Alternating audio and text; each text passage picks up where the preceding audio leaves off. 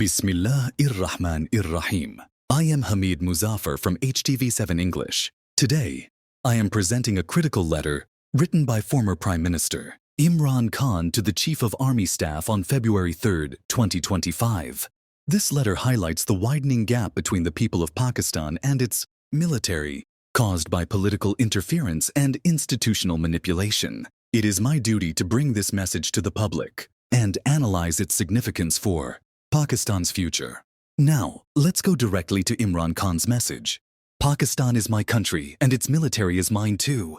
Our soldiers are sacrificing their lives for Pakistan. Success in the war against terrorism requires the nation to stand behind their army. However, unfortunately, the gap between the military and the public continues to widen. Because of the establishment's policies, there are several fundamental reasons for this. In order to restore public sentiment towards the military and bridge the widening gap between the people and their armed forces, the establishment must reconsider its policies. The biggest reason is the historic rigging of the 2024 elections and the blatant theft of the people's mandate, which has fueled public anger. The way agencies engaged in pre-poll rigging and political engineering to control results has severely damaged public trust. A party that won only 17 seats was handed the reins of power, imposing a puppet government on the nation. The second reason is the 26th Constitutional Amendment. The way the Constitution and laws have been violated, and this amendment has been used to control the judiciary, has caused intense resentment in public. Nasser Javed Rana deliberately delayed decisions so that my cases could be assigned to pocket judges. The ongoing court packing is aimed at ensuring that cases against me are heard by favored judges, who will deliver desired verdicts. This entire exercise is meant to secure selective rulings against me and to cover up violations of human rights and electoral fraud so that no fair judicial decisions can be made. The third reason is the draconian PECA law. Electronic media is already under control, and now, through PECA amendments, restrictions have been imposed on social media and the internet. This threatens Pakistan's GSP+ status. Disruptions to internet services have caused the IT industry more than $1.72 billion in losses, destroying the careers of young professionals. The fourth major reason is the continued state terrorism against Pakistan's largest and most popular political party, violating the sanctity of private homes. Over 100,000 raids have been conducted. More than 20,000 party workers and supporters have been either arrested or abducted, and their families harassed. Human rights violations continue in an effort to crush PTI, which has deeply hurt the public. The fifth major reason is the economic crisis caused by political instability, forcing people to leave Pakistan, along with their capital, at an alarming rate. Economic instability is at its peak. The growth rate is zero, and investment in Pakistan is nearly non-existent. No country can attract investment without the rule of law and justice. No one would willingly invest their capital in a country where there is a risk of terrorism. Investment only flows in when there is a government in place that represents the people's will.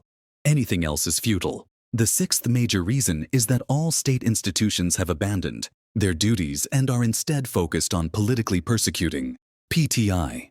Military officers at the major and colonel levels continue to blatantly defy court orders. Judicial rulings are being ignored, and as a result, the entire military is facing a backlash. Just 2 days ago, an ATC, anti-terrorism court, judge ordered my wife to appear for an investigation, and despite her willingness, some unseen force sabotaged the process. As a former Prime Minister, it is my duty to highlight the issues that are tarnishing the Army's reputation. My stance has always been the same.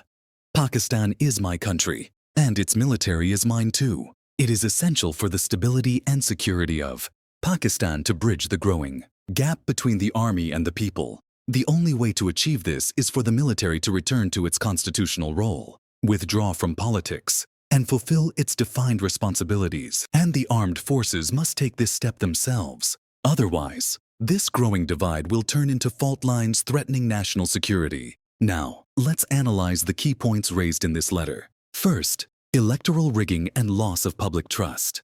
The 2024 elections were manipulated, destroying democracy and public confidence. A party with only 17 seats was imposed on the nation, proving that the people's mandate was stolen. Second, judicial interference. The 26th Amendment was used to control the judiciary, ensuring that cases against Imran Khan were assigned to selected judges. This has completely undermined the rule of law. Third, suppression of media and freedom of speech. The PICA law and restrictions on social media have silenced independent voices. The IT industry has lost $1.72 billion, and Pakistan's GSP Plus status is now at risk. Fourth, state terrorism against political opponents. Over 100,000 raids have been conducted. More than 20,000 political workers have been arrested, and their families harassed. These actions are meant to crush Pakistan's largest political party, further increasing public resentment. Fifth, economic collapse due to political instability.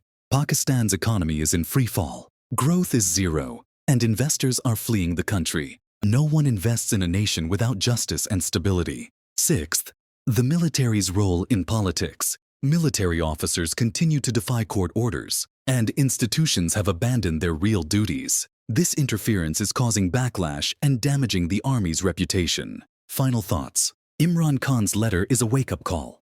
The divide between the military and the people is a serious national security threat. The only solution is for the army to return to its constitutional role and step away from politics. Otherwise, Pakistan will face severe consequences. This is a defining moment in Pakistan's history. The question is, will those in power listen? Subscribe to HTV7 English for more updates. Stay informed, stay aware.